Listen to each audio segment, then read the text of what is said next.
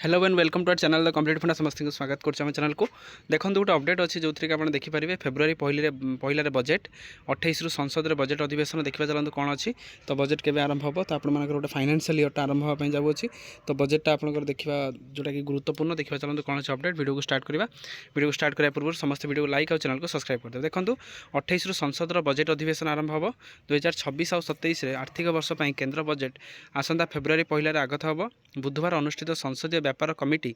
बैठक में संपर्क में प्रस्तावित होती तेबे आपंकर यही प्रस्ताव पर संसदीय व्यापार मंत्रालय मोहर बाजिबा पर बजेट अधिवेशन रूपरेख चूड़ांत होपर जो आपंकर प्रस्तावित सूची अनुसार अर्थमंत्री निर्मला सीतारमण फेब्रुआरी पहले बजेट उपस्थापन करेंगे जनवरी 28 राष्ट्रपति अभिभाषण सहित बजेट अधिवेशन आरंभ हो। यही बजेट अधिवेशन में दुईटी पर्यायर हो संसदीय व्यापार कमिटी आज बजेट दिन धार्य करने पर एने पूर्व रही संचय दूर हो कारण फेब्रुआरी 1 तारिख में रविवार पड़ू तेणु रविवार छुट्टी दिन में बजेट आगत हो कि तार दिवस परिवर्तन हो बोली रिपोर्ट प्रकाश पाऊँ। आज प्रतिरक्षा मंत्री राजनाथ सिंह अध्यक्षतार सीपीपी जो आपंकर एक बैठक होता से संसद आगामी बजेट अधिवेशन